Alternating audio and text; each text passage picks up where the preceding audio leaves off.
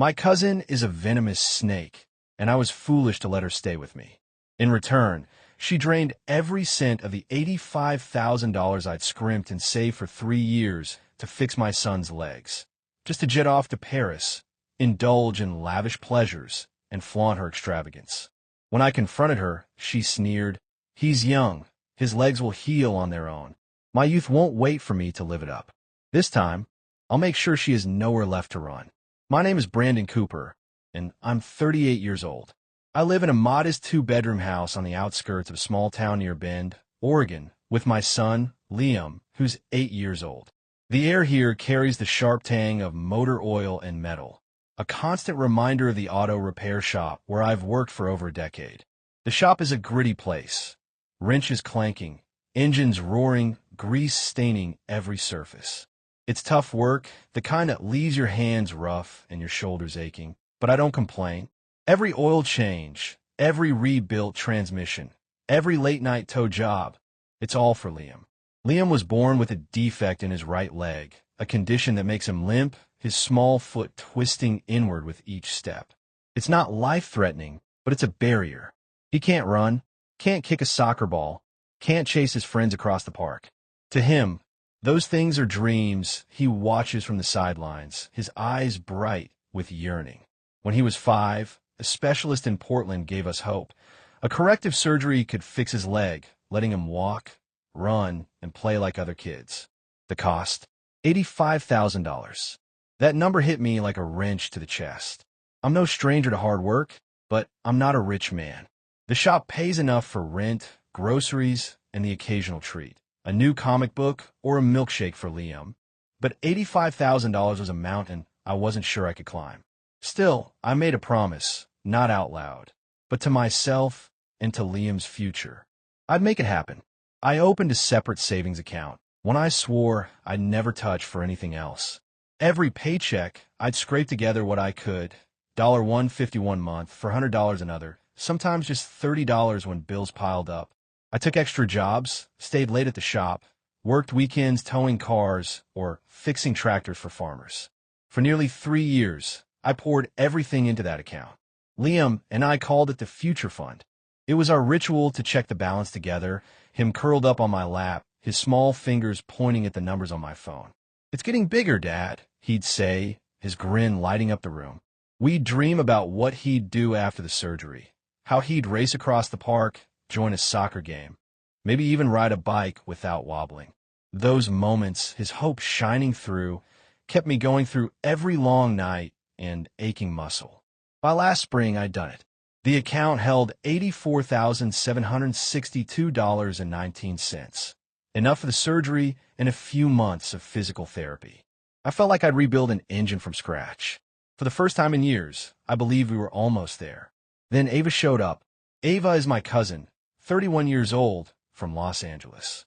She's always been the dazzling one in the family. Big city dreams, designer outfits, a life that seemed to sparkle compared to our quiet town. Growing up, she'd breeze into family gatherings with tales of red carpet events, celebrity sightings, or some new venture that sounded too glamorous to last. I never minded her flair. It was just Ava being Ava. But I hadn't seen her in years when she called last summer, her voice shaky. "Brandon, I got laid off," she said. "The marketing firm I worked for tanked, and I'm out. I can't afford my apartment anymore. I'm stuck." I should have asked more, but my mom, always preaching family loyalty, got to me first. "She's blub, Brandon," she said. "You've got that extra room. Just let her stay till she's back on her feet." I've never been good at saying no, especially when Mom's voice gets that pleading edge. So I agreed. Ava could move in. She arrived in a haze of perfume, her suitcases stuffed with clothes that looked like they belonged in a fashion magazine. The first few days weren't bad. She showered Liam with attention, slipping him chocolates and spinning wild stories about LA parties. He'd giggle, eyes wide, soaking up her every word. But I noticed things. The way Ava's eyes lingered on my laptop when I paid bills online. The offhand remarks about money. "So, what do you keep all that cash for Liam's surgery?" she asked one night, casual as if she were asking about dinner plans. "In a savings account," I said, keeping it vague. "It's for him." She nodded, swirling her wine. "Smart. But like you don't invest it? Money just sitting there's kind of lazy, right? I shrug it off. It's not about profit. It's about being there when we need it. She didn't push, but the questions kept coming. Is the surgery really that urgent? Kids are tough. They heal on their own, don't they? Or, how much you got saved up now? Gotta be a ton. I thought she was just nosy, maybe trying to fill the silence. I didn't see the warning signs. I should have. Ava settled into our routine, but not the way I'd hoped. She slept till noon, left coffee mugs and takeout containers scattered across the kitchen, and spent hours on her phone, snapping selfies or scrolling Instagram. She'd sigh about the boring small-town vibe, or how she missed her real life in L.A., where she claimed she'd rubbed elbows with influencers and club owners. I bit my tongue. She was family, and family helps family. That's what I told myself. It was a Saturday in late June when everything fell apart. I was at the shop, elbow deep in a busted carburetor, the kind of sticky summer day where the air smells like hot asphalt. I took a break to transfer money for the electric bill. Routine stuff. But when I logged into my bank app, something was wrong. The checking account was fine, but the savings, the future fund, was empty. Not low, not overdrawn. Empty.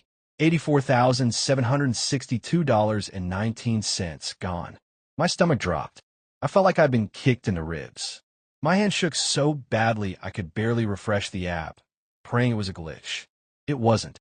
The balance stared back at me. $0. I called the bank, my voice cracking as I tried to explain. The rep was calm, infuriatingly so. Mr. Cooper, it looks like multiple transactions were made from your account over the past 6 days. Small transfers, all under the radar, to another account. They came from an IP address tied to your home Wi-Fi. My home Wi-Fi. The words didn't register at first. Then they hit like a spark, plug firing. Ava. I tried calling her. No answer. I texted nothing. My heart was pounding so hard I thought it'd break my ribs. Then, out of instinct, I opened Instagram. And there she was. Ava's story, posted 2 hours ago. A selfie on a private jet, sipping champagne, wearing sunglasses that probably cost more than my monthly rent. The caption read, "New chapter, new vibes. Paris, J.E.Tem. Clinking glasses, sparkling heart." The background showed a Louis Vuitton carry-on and a boarding pass for a first-class flight to France. I dropped my phone onto the workbench. It clattered against a wrench, but I didn't care. The world tilted. 3 years of grinding, late nights at the shop, skipping dinners to save a buck, every dollar I'd fought for gone. And she was jetting to Paris, living like a movie star, like it was nothing. I don't remember driving home. I must have, because I ended up in the living room, staring at the couch where Ava's stuff used to be. She'd cleared out, leaving nothing but a faint whiff of her perfume and a pile of dirty dishes in the sink. I called my sister, Emily, who lives an hour away. She let Ava crash with her a couple of years back after one of Ava's many crises. "Brandon, what's wrong?" Emily asked, catching the panic in my voice. I spilled everything, the account, the transfers, the Instagram story. There was a long silence, then Emily's voice broke. "Oh my God." She told me she was funding this trip with her own money. She even used my Wi-Fi when she visited last week. And didn't she borrow your laptop once? The pieces snapped together, cold and sharp. Ava hadn't just stolen from me. She'd schemed, used my trust, my home, my own internet to gut Liam's future. That night, I couldn't sleep. My mind kept replaying Ava's smug grin in that jet selfie, the way she'd captioned it like she'd earned it. I checked on Liam, who was asleep, his right leg tucked awkwardly under the blanket. On his nightstand was a shiny new keychain, a gaudy, gold-plated Eiffel Tower, studded with fake rhinestones. "Dad, look what Aunt Ava got me," he'd said earlier, beaming. "It's like Paris in that cartoon." I stepped outside to keep him from hearing me choke back tears. That keychain, bought with my son's dreams. The next morning, I called Ava on WhatsApp. After 6 ignored calls, she finally answered. The background showed a Paris rooftop bar, fairy lights twinkling, a martini in her hand. I didn't mince words. I met with a lawyer Emily recommended, a guy with a cramped office in town. He reviewed the screenshots and bank records, nodding. "She's handed you a slam dunk. We got her."